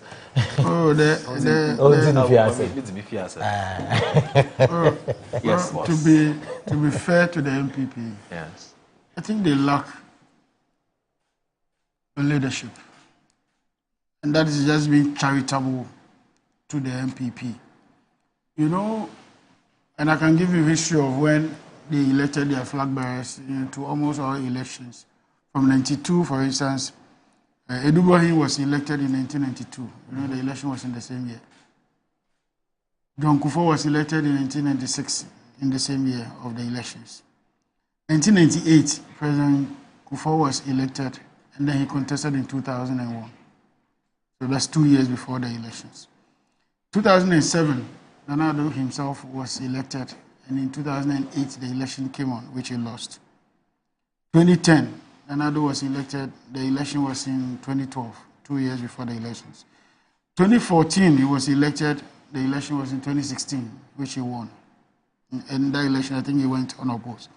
2019, President Kufuor was re-elected again. He was already president. And then in 2020, he got a second term. Then in November 4th, 2023, they elected Bawumia as their flag bearer. I mean, one clear year. 1 year, a couple of days, 1 year, 1 month before the 2024 election. So it even cannot be said that you elected too late. You elected 1 year, 1 month before the elections. What is missing in the MPP is simply an issue of leadership. You see, you have just finished an election in which you were what's the essence of the history you just gave us? No, the history is that this is 3 years. Okay. All of that I've mentioned, even in cases where they won elections, 1 year, 2 years. Yes. And in fact, if you go to their constitution, Article 12 or so, if I'm not mistaken. 19. Yes. 19. Oh, no, 12 talks about election of presidential candidate. Yes. It says that the election of the party's presidential candidate shall be held not later than 24 months from the date of the national elections. Yes. The date and venue of the election shall be decided by the National Council, provided, however, that the National Council may, on an appropriate occasion, vary the date. Right. So they have that leeway to do it. That is not in question at all. However, it does seem as though this is to protect somebody. And who is the biggest beneficiary of it?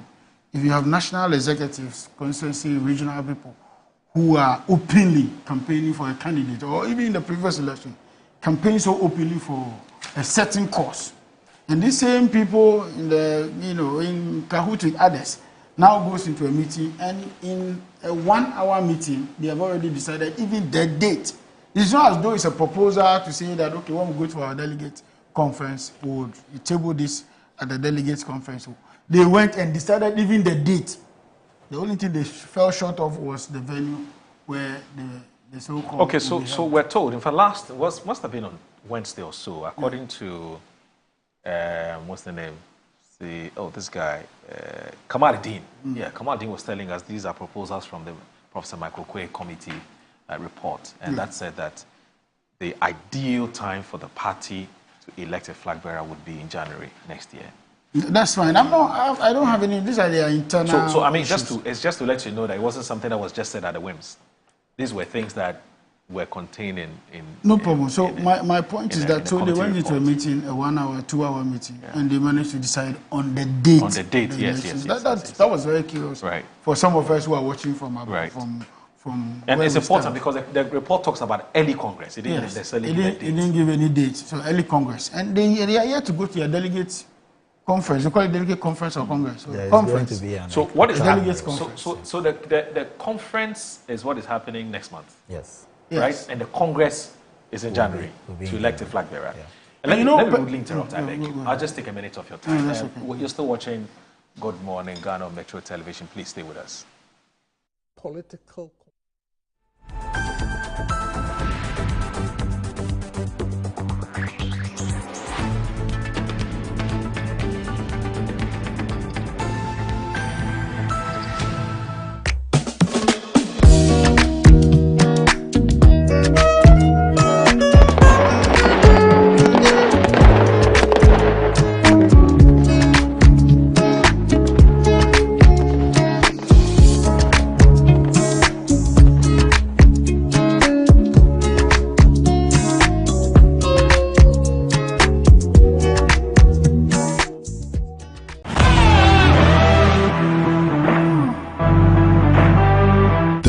Car Center in Ghana, offering unparalleled round-the-clock service in autos and accessories.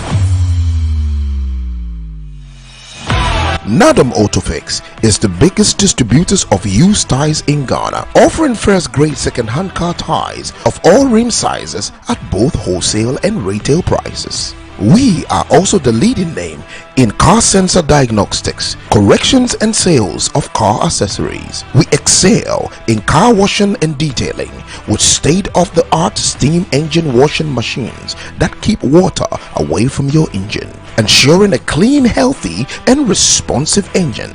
Nadam Autofix, the first name in servicing, car accessories and car washing. Visit us today and experience the world of class difference. Find us today at Asoridaho, directly opposite Dansoman KFC and the Shell filling station.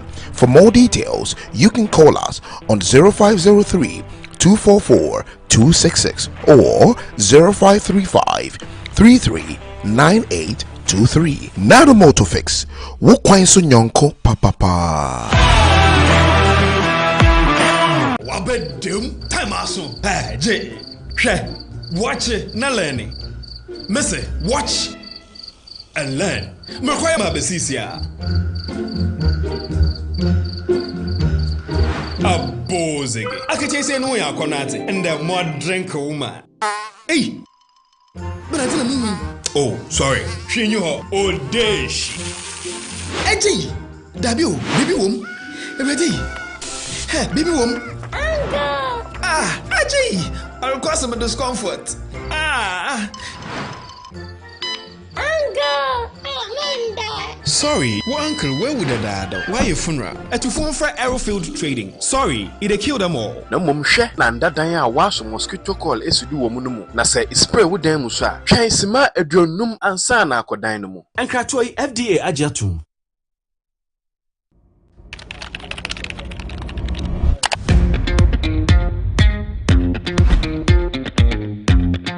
Smart, smooth, interactive, and a built-in Android active panel made for modern work and home. For corporate clients and university students, enjoy top quality 10th generation Toshiba laptops built for performance, power, clarity, and speed, all in one desktop. At Mycom JA Computers, get a laptop for as low as 1,000 Ghana cedis. All products are imported from the USA with a 1-year warranty. Visit Mycom JA Computers today and elevate your tech. MGL Logistics and Supply is your trusted partner, providing seamless solutions for all your procurement needs. From sourcing products to managing imports and exports, we ensure smooth and efficient transactions every step of the way. Whether you require goods from across the globe or need assistance in exporting your products to international markets, we got you covered. General trading is at the heart of our expertise. We specialize in a wide range of products, catering to various industries and markets. As a trusted dealership in building materials, we provide high-quality products that meet the demands of our construction projects. Additionally, we act as manufacturers' representatives, connecting producers with distributors. Our expertise in logistics is the backbone of our operations. We plan and execute transportation and delivery of goods, ensuring they reach their destination on time and in optimal condition. MGO Logistics and Supply, guaranteed satisfaction. Where to get polytank? Oh, and you're right. Go straight. Oh, I want to left, right. That's right. Ghana na ye wono. So when you do more, any data. Oh no! Abe, na ye. Me pe polytank ato. Enu ti na me nua ba yo ti pe bia be na ba yo. O full to bia. Ese enjoy ye kura. Akuya bulambo kotoman. Emu ha. Like they took my eyes. Go to the distributor and you give the original polytank. Polytank. You hear the sound? Polytank. Papananka Sankasa.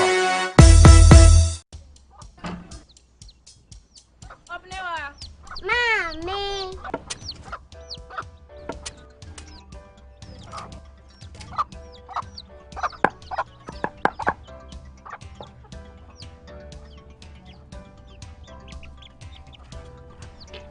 Michelle say, fe.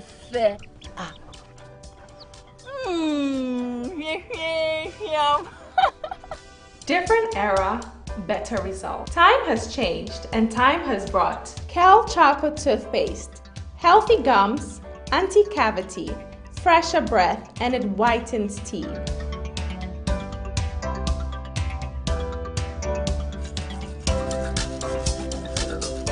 Kel Charcoal Toothpaste. Sankofa. Yenchi. Kel Charcoal Toothpaste. Happy smile. This advert is FDA approved. Tucked between the vibrant energy of Accra and the scenic charm of the Kwabena Hills, our gated community offers the perfect blend of tranquility and accessibility. Welcome to Rehoboth Knightsbridge, where nature meets opportunity. Secure your future with fully serviced plots with well-tarred roads, reliable drainage systems, electricity, and water. Build your dream home in a community that cares for your well-being and safety. Indulge in premium amenities that redefine luxury living: a swimming pool, tennis court, basketball court, sauna and steam in the iconic shopping mall, all within reach. It's more than just a space. It's your sanctuary in the city. Wake up to mountain views, take a jog under palm-lined paths, and experience the perfect balance of city access and natural beauty. Starting at just 450,000 cedis with flexible payment plans. Visit www.rehobothpropertiesgh.com or call or WhatsApp 024-476-4499 or 020-495-0810. Rehoboth Properties, quality housing for all.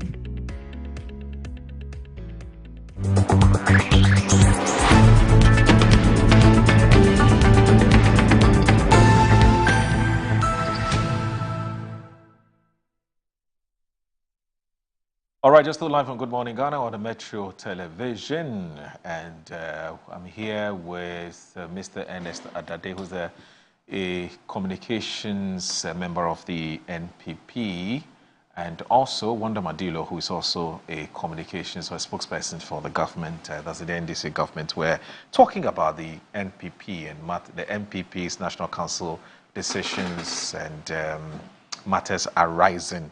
So, Ernest, I just read to you what, how do you call it, Bachejaku said, and you've given your verdict on it. Now, Wanda, sorry, you on the floor when I had to take the So, like I said, the MPP at this critical point lacks leadership.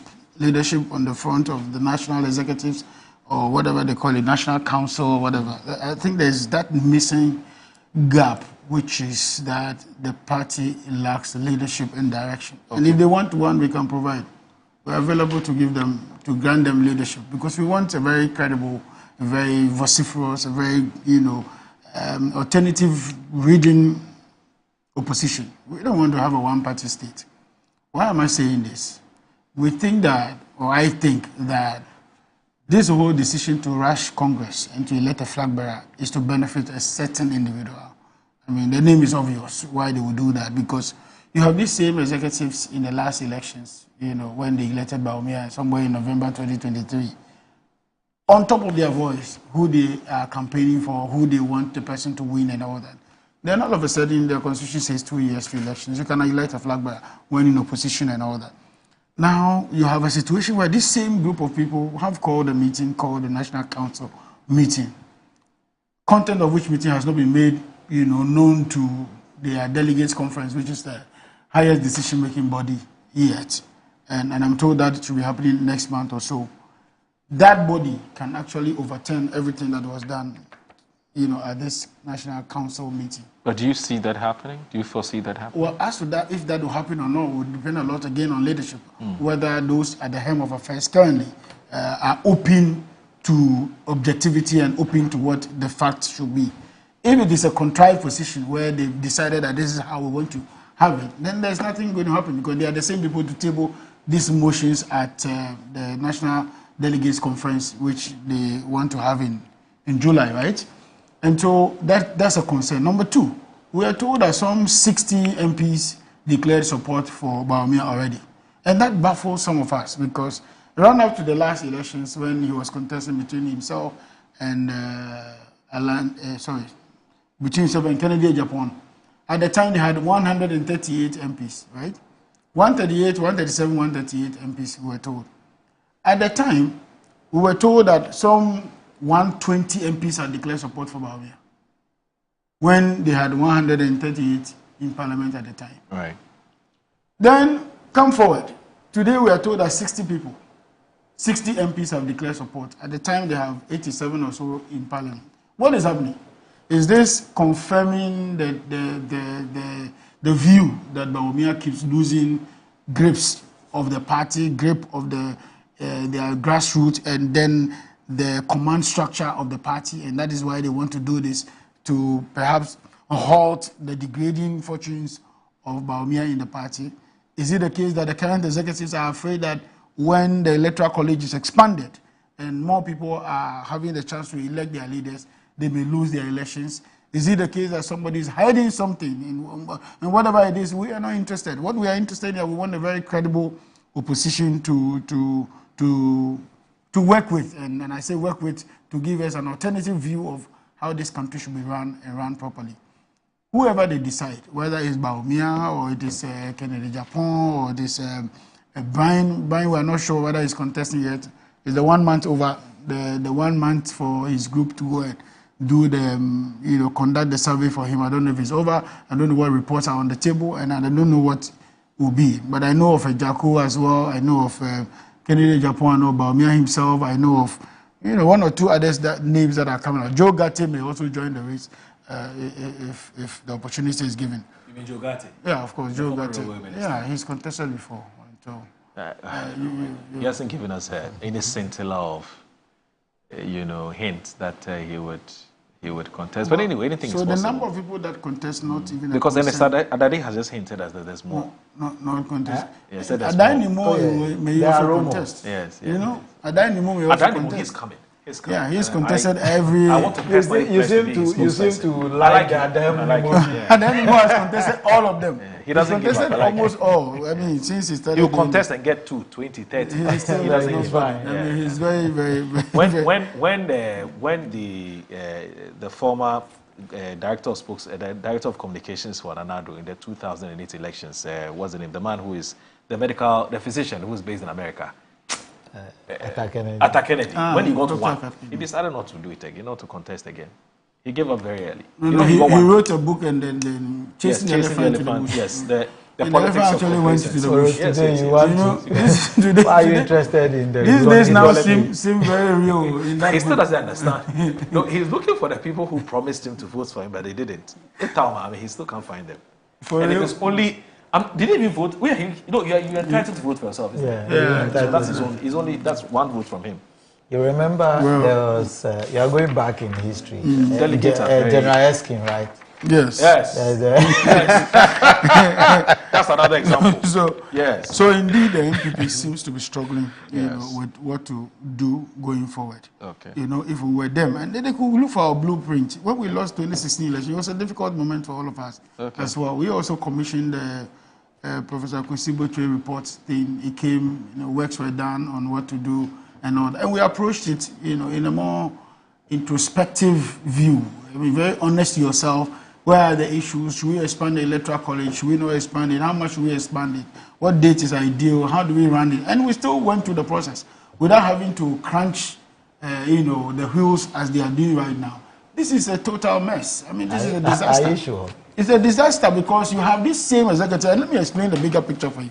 You see, this current crop of party executives now, from national all the way to their branches. Yes. You call it polling stations. These are people who voted for Baumia. So the 67% that Baumia got in the last elections as Flagbearer of the MPP are these same people at post. The 31 or so that all the others are at post. Even there are situations where right now some people have left Ghana. Some are no longer at post. Some are, sadly to say, some have also, passed on and all that. What delegate album are you using for this election? That's a concern, and it should be a concern to any of them in the party, because you want a candidate that represents the fair view of the entirety of the grassroots, not somebody who lost an election, the same crop of people who made him to lose the election to that 30-something%. Now they say 41%. Whatever. You want to bring that baggage. So if you want to do that and bring the old folk that lost the election so badly with the same crop of people voting for him, that's up to you. We are not bothered about what they think or what they feel or what they do and all that. All we want is that we want the MPP to be at least strong and give Ghanaians an alternative view to what we are doing.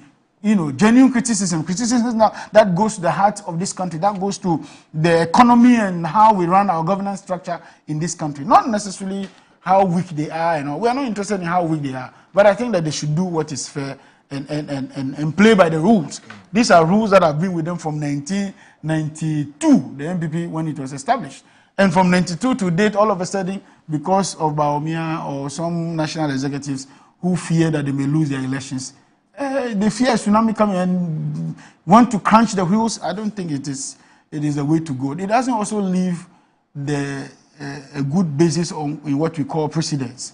Because what you are doing today, another day, another candidate gets the opportunity, we also do the same thing and say, the very day we finish election, when I lose, we'll go for Congress again. These are things that you have to be careful. The right precedents must be left. You must also communicate clearly that you are being fair and transparent in your dealings. This doesn't smack of any, transparency or dealings. No doubt Ejako has already issued a statement or spoken to the issue, and he's very peeved. He's peeved because the National Council have sidestepped their duties. At least take it to their delegate congress in July and let that decision be made. Even if that decision was made, it is not every law that is a good law. There are bad laws as well, but it's still a law. However, you need to find a balance, and the balance is that there is a lot of agitations on the ground. Your own report, your own, what's the name? What's the name? Professor Okwe's report, page 42, states clearly that the MPP, as we speak, do not have a grassroots. And why do they don't have a grassroots? Because there is no unity at the grassroots. You have the report. Yeah, I saw the report. I saw a copy of the report. Whether he has seen the Okwe report. I saw a copy of the report. I saw a copy of the report. I printed my copy. I don't believe it. I printed my copy. You saw what somebody wanted you to see. You will see clearly that he says that the MPP lost touch with the grassroots, number one. He talks about Edidija. Wonder, you didn't share a copy of the report with me. I can send it to you. No, I can send it to you. I can send it to you. I doubt if he has it. Why are you doubting? They produce their own report and then... But you also had reports of Professor Kwesibotre. No, I will not even go there. Asking you to share the thing. I will not even go there. I will not even go there. So on that It talks about you are going to look for a fight, you cannot fight. What I ask you, you say you give. They never had it. How am I going to compare? I know he doesn't have it for a fact. Or he has what somebody wants him to, and that is the NDC produced their own report. Reduce you to you saying I have or I don't have. The fact remains that I have the report. And I'm saying on page 42, exactly what I'm saying is, and the is one of the reasons they have cited on that page. That, the party, while in government, some people had benefited so much, while others had nothing. Nothing. People were in penury. And the grassroots was non-existent. They were not willing to cooperate with them and all that. They also know that in that report is the fact that the committee in doing their work discovered that Bawumia was not the one to be the candidate. But for the contrived position of national executives and MPs and all that, he got an opportunity to be there. They also talked about corruption as one of the reasons why they lost the elections and all the litany of issues. Then finally they talked about the economy, the reason for which they lost the election. So all on page 42. I think no. I wanted to be there. Just the first one was page 42. But the others are different, which I can supply. So indeed, the MPP should put their house in order. We expect them to do that and do it in a very decorous manner. We don't want their Congress to degenerate into any security concern. And what they are doing, that is the grounds they are leading for that. They are leaving grounds for somebody to challenge this decision. They are leaving grounds for the grassroots to agitate. They are leaving grounds for even an apathy, strong apathy within the party amongst those who are contesting and all that. And we've seen one in the Ejako already. I know that Kene Japan may release his own very soon. Or Brian Champo, if he doesn't favor him also, to release this. So we are concerned about what happened in the MPP. They must put their house in order. And we can make progress. Humbly, 1 minute.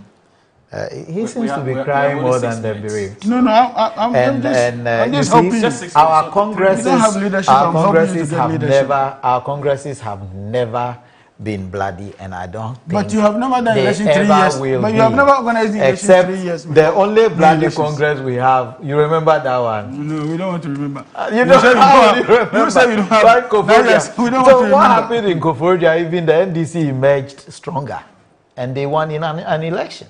So let's pray that. I don't want you to cry for us. I'm not crying for you. I'm worried for you. What I want you to do is that go and brace yourself for a very effective. But you see, he mentioned the report saying Bawumia is not fit for purpose. I can say it on this show and say it's never. You have a copy of the report? Yes, I know what I know, but I don't know what I believe. It's not confirmed by page 42. You are not. You don't have the report, and the report nowhere in that report indicated this. Look, you see. Where is your copy? Prove it. Where is your copy? There is. But the we can compare the records. Let's compare. You have to compare yours with mine. Yes. Okay. When I get approval from my leadership, I'll give you a copy. I'll send a copy. But you see, there is this. Our Congress is going to be more or less like. Make a decision, a final decision. On theirs, they expanded. He's talking as if they haven't done it. From the constitutional report, you don't want me to always mention. They expanded the Electoral College, and you know the disaster. You are learning from us. You know the disaster that the expansion, that the kind of expansion they did brought, right? No, to the extent that His Excellency no the President went on an unopposed election and had no's. Oh. So, go and check the numbers. Everybody went on opposed and had no's. No. I know what I'm talking about. What I'm saying but that's the right. The President, the big man himself, went in that election and had no's. So we are not learning from you. That's the right. What we are doing, we want to do something that will suit us and make us wrestle power out of your hands. So what we are saying now, you see, we are working for us. You can have your opinions, you can share whatever you want to share. We are grateful, but we will do it our way. As for me, what I'm saying here is that if we go for the meeting and we, in that conference, we make a decision that we are going by this, that's it. If we are not going by it, that's the decision. The only prescription I sent earlier is when we are all on one course, the leadership should be ready to follow that course. Okay. If they don't do it, we are likely to create apathy. That is the only place where I agree with you. But you see, there will be no bloody Congress. It will never look like yours. Okay. Oh, we've never had any bloody Congress. Hey, you forgot it. Don't forget. So MPP, I mean, they need salvation. Okay. They need salvation. We need what? Salvation. The MPP need at this point. Your leadership really needs salvation. They need to be rescued. So Mansa Musa, in fact, the reset agenda we're setting will help you. To help you Mansa Musa learn some leadership traits. We are here. Yeah, please pay attention. So Mansa Musa was watching us from the UK. Says more education as a right should be made available and affordable to both the state and the individual. The best way forward is to provide more day schooling and in time wean out boarding systems gradually.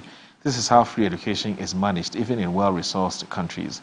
Free boarding at the second cycle school is simply unsustainable. For universities, government should build more hostels and increase the availability of loans and grants. Good morning from Mansa Musa of Voice of London Radio. And Captain Moore, one of the best persons in MPP, the MPP should go for as their flag bearer is the former High Commissioner to the UK, Papa Oso Ankoma. I believe he can do a better job, but I think he's too principled for the current angry, noisy crowds in the MPP. What a shame.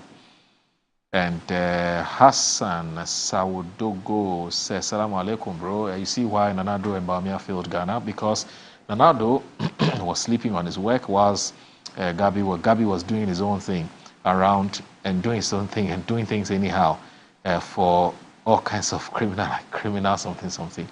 And he says, how can NSADADE compare Bamia to JDM? JDM doesn't tell lies. And as for Bamia, when you Google his name, something. All right. You don't have to. And then this one here says, he says it because it goes to open the can of No, but he's not part of us. And this show is not he's not part the kind of show he's not part. He's just a viewer. You go and meet on that level. Musa Abattoir. But if you begin to use this, you force me to defend it. Musa Abattoir, so once he says the MPP's internal conflict has deepened following their early primaries, seen as a strategy to impose Dr. Bawumia. Now MPs back Bawumia, while former MMDCs and Grassroot support Kennedy Japan, sparking open infighting. We beg them, President Mahama needs peace of mind to better the living standards of citizens, so they shouldn't inflict their wahala on us. Okay, so I guess that, and also let me say a very good morning to Mr. Kofi Kapito. He's been watching the show. And anyway, good to know that you are here with us. Let me also say that there's an important birthday celebration, the birthday dedication that I need to do. And the birthday celebrant today is the Presidential Advisor for Government Affairs. I'm talking about Dr. Valerie Sawyer. She's also a former Deputy Chief of Staff. Today she's celebrating her birthday. I have been trying to get get some information on how old she is today, but I've struggled. But whatever it is, today is her birthday. I want to wish her a happy birthday, Dr. Valerie Sawyer. Happy birthday. I wish you the best as you, and also it is a wish that you age gracefully. I don't know that you have something. You know her personally? Yeah, of course. She's a very elegant woman. Okay. She brings a lot of brain to bear, and I'm very much appreciative of the honor to wish her a happy birthday on this day. Wonderful woman by all standards. Okay. All right, so let me end with this one from Tafarma here. It says that, Moro, have you ever seen a house that has been built from the top to down? They just want to impose Dr. Bawumia on the party. And this one here says that, okay, don't do that today. Okay, all right. So this is how we end today's show. And I want to say a big thanks to Wanda Madilo, who is he's a government spokesperson, and also Mr. Ernest Adade, who is also a spokesperson for the MPP. Thanks, guys. It was good to have you. Thank you. And let me also wish our viewers a happy weekend. Please, when you are celebrating or when you're having fun, please do it in modesty. And we need you back alive on Monday as well. And also let me say Juma Mubarak to our Muslim Ummah who would be trooping to the various mosques around their area or wherever they intend to pray. Please, let's pray for Ghana's peace and prosperity. and all of the things that you wish well for your country, your mother Ghana. So I say, Assalamu alaikum wa rahmatullahi ta'ala wa barakatuh. Thanks for watching Good Morning Ghana. Bye-bye. We ahata et Yehovah, Elohika bika luvika, uvika naveshika, uvika miyodika, tode yasach, tode yasach. Kenu Yehovah ekat. We ahata et Yehovah, Elohika bika luvika, uvika naveshika, uvika miyodika, tode yasach. Kenu Yehovah ekat. We ahata et Yehovah, Elohika bika luvika, uvika naveshika, uvika miyodika, tode yasach.